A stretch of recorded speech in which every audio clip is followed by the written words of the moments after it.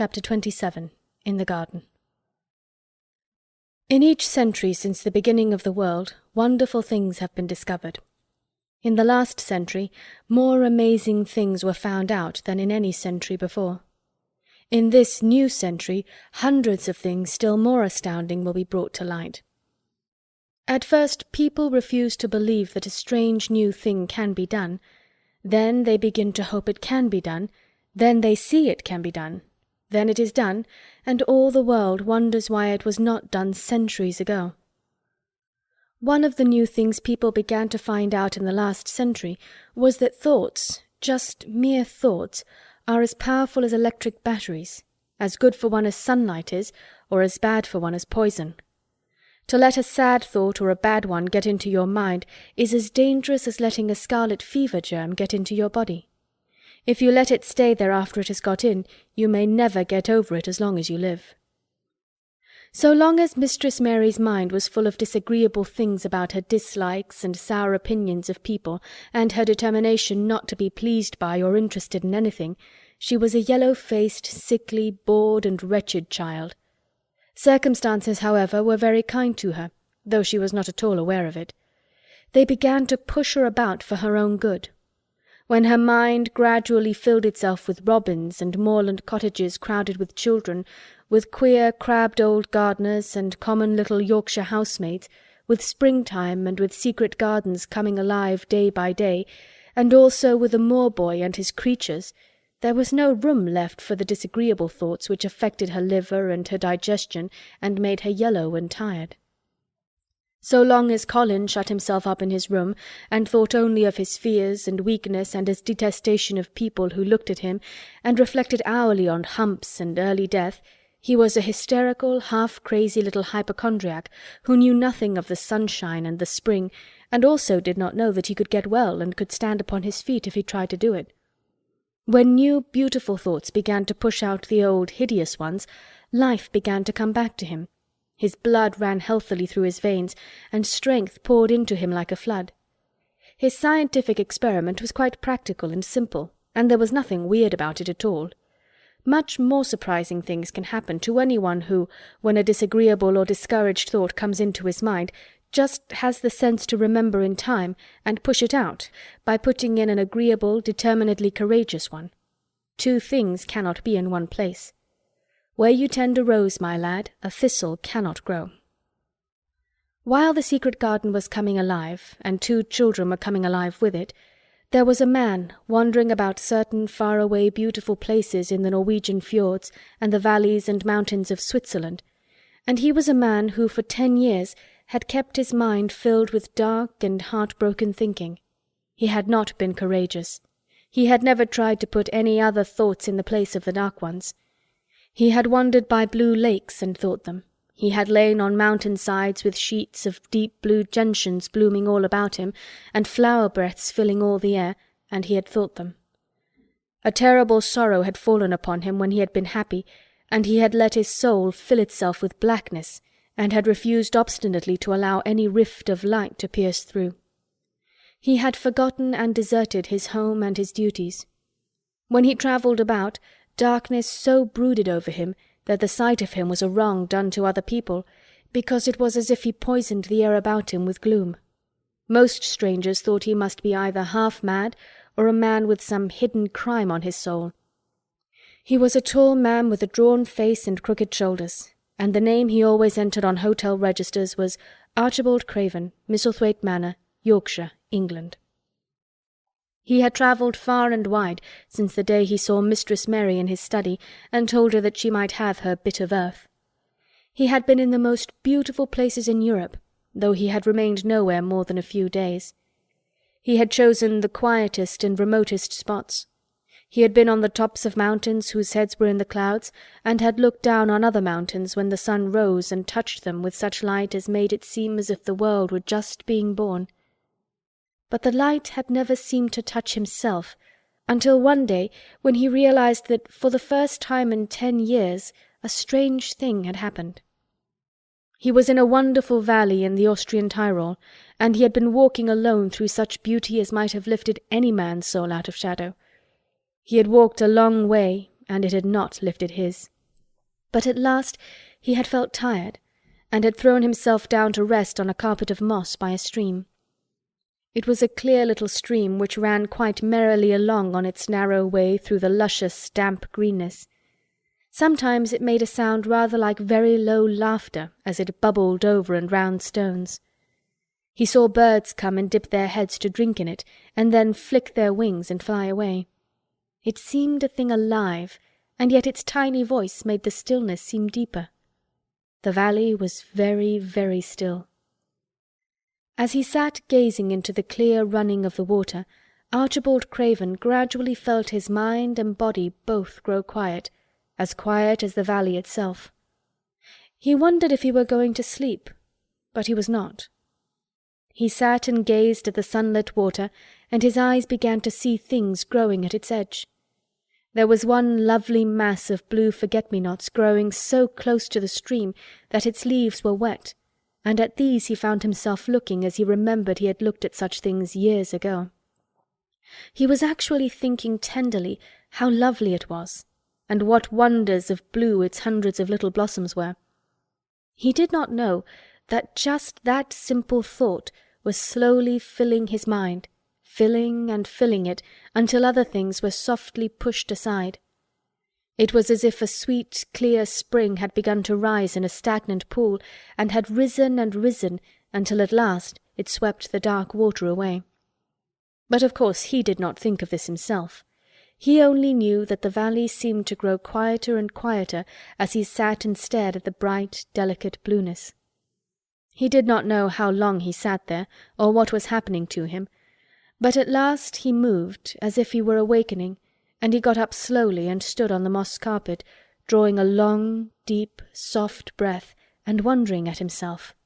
Something seemed to have been unbound and released in him very quietly. "What is it?" he said almost in a whisper, and he passed his hand over his forehead. "I almost feel as if I were alive." I do not know enough about the wonderfulness of undiscovered things to be able to explain how this had happened to him. Neither does anyone else yet. He did not understand it all himself, but he remembered this strange hour months afterward when he was at Misselthwaite again, and he found out quite by accident that on this very day Colin had cried out as he went into the secret garden, "I am going to live forever and ever and ever." The singular calmness remained with him for the rest of the evening, and he slept a new, reposeful sleep. But it was not with him very long. He did not know that it could be kept. By the next night he had opened the doors wide to his dark thoughts, and they had come trooping and rushing back. He left the valley and went on his wandering way again. But strange as it seemed to him, there were minutes, sometimes half-hours, when, without his knowing why, the black burden seemed to lift itself again, and he knew he was a living man and not a dead one. Slowly, slowly, for no reason that he knew of, he was coming alive with the garden. As the golden summer changed into the deep golden autumn, he went to the lake of Como. There he found the loveliness of a dream. He spent his days upon the crystal blueness of the lake, or he walked into the soft, thick verdure of the hills, and tramped until he was tired, so that he might sleep. But by this time he had begun to sleep better, he knew, and his dreams had ceased to be a terror to him. "Perhaps," he thought, "my body is growing stronger." It was growing stronger, but because of the rare, peaceful hours when his thoughts were changed, his soul was slowly growing stronger too. He began to think of Misselthwaite, and wonder if he should not go home. Now and then he wondered vaguely about his boy, and asked himself what he should feel when he went and stood by the carved four-posted bed again, and looked down at the sharply chiselled, ivory-white face while it slept, and the black lashes rimmed so startlingly the close-shut eyes. He shrank from it. One marvel of a day he had walked so far that when he returned the moon was high and full, and all the world was purple shadow and silver. The stillness of lake and shore and wood was so wonderful that he did not go into the villa he lived in. He walked down to a little bowered terrace at the water's edge, and sat upon a seat, and breathed in all the heavenly scents of the night. He felt the strange calmness stealing over him, and it grew deeper and deeper until he fell asleep. He did not know when he fell asleep and when he began to dream. His dream was so real that he did not feel as if he were dreaming. He remembered afterward how intensely wide awake and alert he had thought he was. He thought that as he sat and breathed in the scent of the late roses and listened to the lapping of the water at his feet, he heard a voice calling. It was sweet and clear and happy and far away. It seemed very far, but he heard it as distinctly as if it had been at his very side. "Archie! Archie! Archie!" it said, and then again, sweeter and clearer than before. "Archie! Archie!" He thought he sprang to his feet, not even startled. It was such a real voice, and it seemed so natural that he should hear it. "Lilias! Lilias!" he answered. "Lilias, where are you?" "In the garden," it came back like a sound from a golden flute. "In the garden." And then the dream ended. But he did not awaken. He slept soundly and sweetly all through the lovely night. When he did awake at last, it was brilliant morning, and a servant was standing staring at him. He was an Italian servant, and was accustomed, as all the servants of the villa were, to accepting without question any strange thing his foreign master might do. No one ever knew when he would go out or come in, or where he would choose to sleep, or if he would roam about the garden or lie in the boat on the lake all night. The man held a salver with some letters on it, and he waited quietly until Mr. Craven took them. When he had gone away, Mr. Craven sat a few moments holding them in his hand and looking at the lake. His strange calm was still upon him, and something more, a lightness as if the cruel thing which had been done had not happened as he thought, as if something had changed. He was remembering the dream, the real, real dream.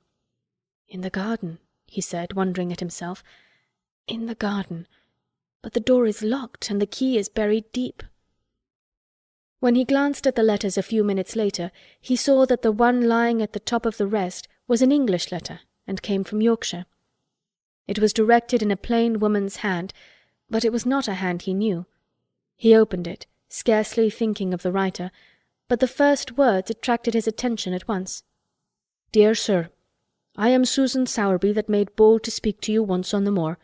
It was about Miss Mary I spoke. I will make bold to speak again. Please, sir, I would come home if I was you. I think you would be glad to come, and if you will excuse me, sir, I think your lady would ask you to come if she was here. Your obedient servant, Susan Sowerby." Mr. Craven read the letter twice before he put it back in its envelope. He kept thinking about the dream. "I will go back to Misselthwaite," he said. "Yes, I'll go at once." And he went through the garden to the villa and ordered Pitcher to prepare for his return to England. End of chapter 27, part 1. In a few days he was in Yorkshire again, and on his long railroad journey he found himself thinking of his boy as he had never thought in all the 10 years past. During those years he had only wished to forget him. Now, though he did not intend to think about him, memories of him constantly drifted into his mind. He remembered the black days when he had raved like a madman because the child was alive and the mother was dead. He had refused to see it, and when he had gone to look at it at last, it had been such a weak, wretched thing that everyone had been sure it would die in a few days. But to the surprise of those who took care of it, the days passed and it lived, and then everyone believed it would be a deformed and crippled creature. He had not meant to be a bad father, but he had not felt like a father at all. He had supplied doctors and nurses and luxuries, but he had shrunk from the mere thought of the boy, and had buried himself in his own misery. The first time after a year's absence he returned to Misselthwaite, and the small, miserable-looking thing languidly and indifferently lifted to his face the great grey eyes with black lashes round them, so like, and yet so horribly unlike, the happy eyes he had adored, he could not bear the sight of them, and turned away pale as death. After that he scarcely ever saw him except when he was asleep, and all he knew of him was that he was a confirmed invalid, with a vicious, hysterical, half-insane temper. He could only be kept from furies dangerous to himself by being given his own way in every detail. All this was not an uplifting thing to recall, but as the train whirled him through mountain passes and golden plains, the man who was coming alive began to think in a new way, and he thought long and steadily and deeply. "Perhaps I have been all wrong for 10 years," he said to himself. 10 years is a long time. It may be too late to do anything, quite too late. What have I been thinking of? Of course, this was the wrong magic, to begin by saying too late. Even Colin could have told him that. But he knew nothing of magic, either black or white. This he had yet to learn. He wondered if Susan Sowerby had taken courage and written to him only because the motherly creature had realized that the boy was much worse, was fatally ill. If he had not been under the spell of the curious calmness which had taken possession of him, he would have been more wretched than ever. But the calm had brought a sort of courage and hope with it. Instead of giving way to thoughts of the worst, he actually found he was trying to believe in better things. "Could it be possible that she sees that I may be able to do him good and control him?" he thought. "I will go and see her on my way to Misselthwaite." But when, on his way across the moor, he stopped the carriage at the cottage, 7 or 8 children who were playing about, gathered in a group, and bobbing 7 or 8 friendly and polite curtsies, told him that their mother had gone to the other side of the moor early in the morning to help a woman who had a new baby. Our Dickon, they volunteered, was over at the manor, working in one of the gardens where he went several days each week. Mr. Craven looked over the collection of sturdy little bodies and round, red-cheeked faces, each one grinning in its own particular way, and he awoke to the fact that they were a healthy, likeable lot. He smiled at their friendly grins, and took a golden sovereign from his pocket and gave it to our Elizabeth Ellen, who was the oldest. "If you divide that into 8 parts, there will be half a crown for each of you," he said. Then, amid grins and chuckles and bobbing of curtsies, he drove away, leaving ecstasy and nudging elbows and little jumps of joy behind. The drive across the wonderfulness of the moor was a soothing thing. Why did it seem to give him a sense of homecoming which he had been sure he could never feel again? That sense of the beauty of land and sky and purple bloom of distance, and a warming of the heart at drawing nearer to the great old house which had held those of his blood for 600 years. How he had driven away from it the last time, shuddering to think of its closed rooms and the boy lying in the 4-posted bed with the brocaded hangings. Was it possible that perhaps he might find him changed a little for the better, and that he might overcome his shrinking from him? How real that dream had been! How wonderful and clear the voice which called back to him, "In the garden! In the garden!" "I will try to find the key," he said. "I will try to open the door. I must, though I don't know why." When he arrived at the manor, the servants who received him with the usual ceremony noticed that he looked better, and that he did not go to the remote rooms where he usually lived attended by Pitcher. He went into the library and sent for Mrs. Medlock.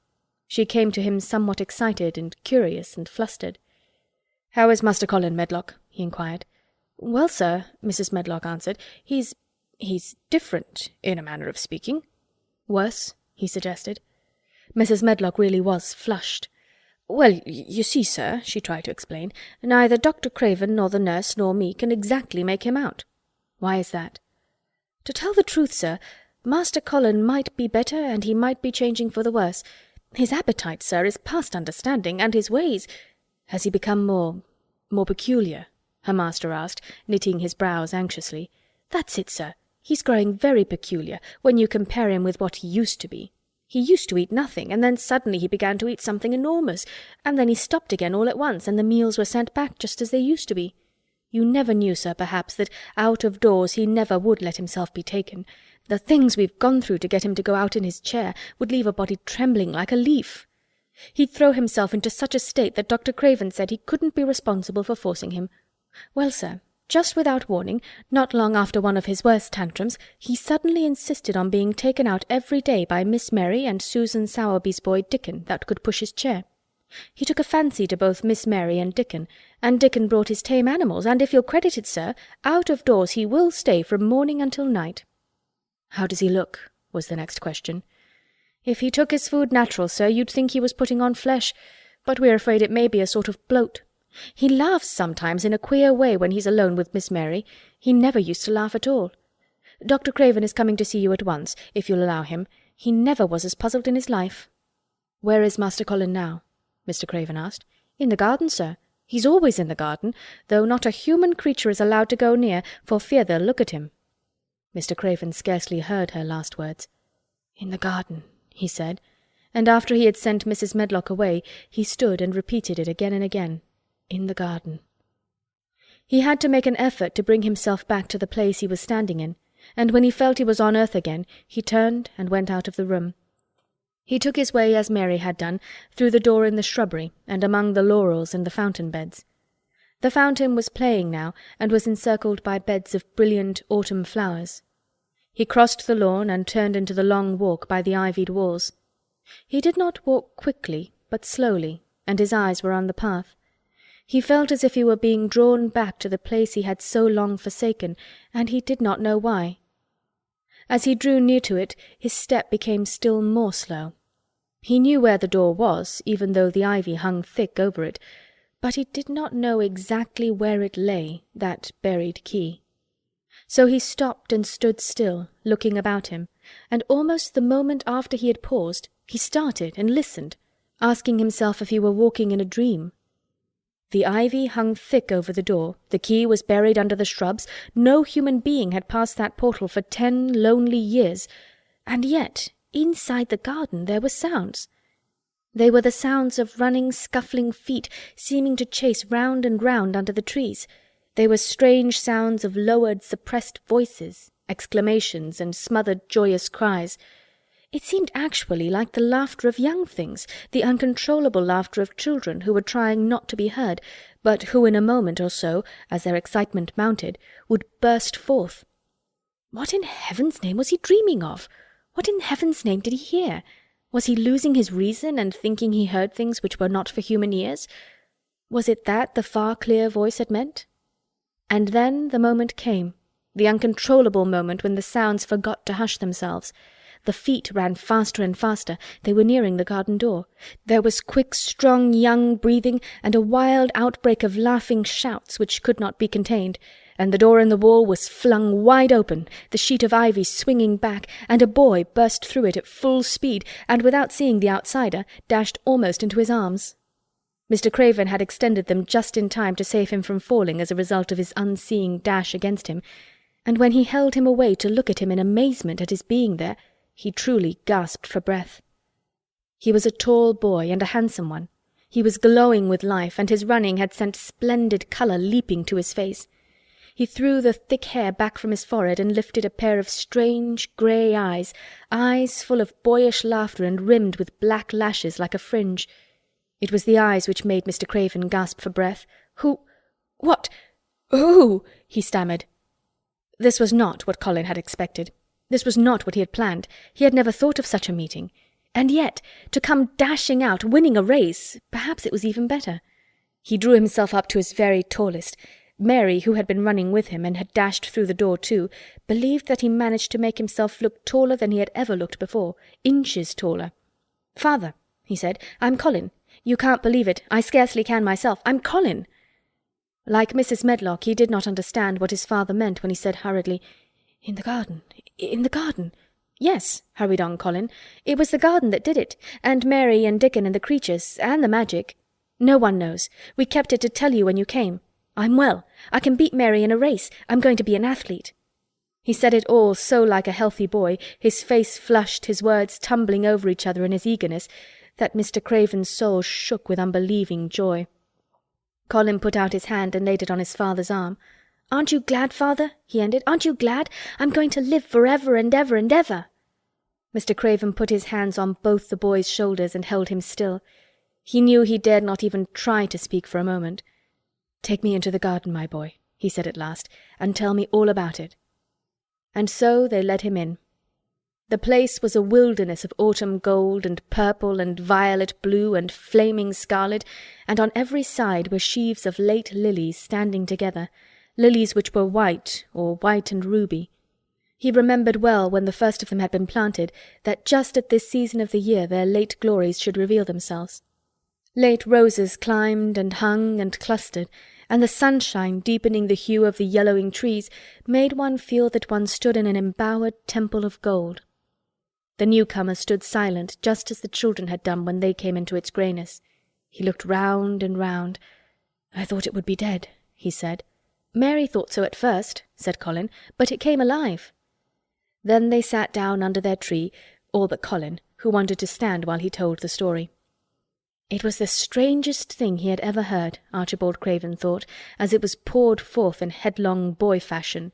Mystery and magic and wild creatures, the weird midnight meeting, the coming of the spring, the passion of insulted pride which had dragged the young Rajah to his feet to defy old Ben Weatherstaff to his face, the odd companionship, the play-acting, the great secret so carefully kept.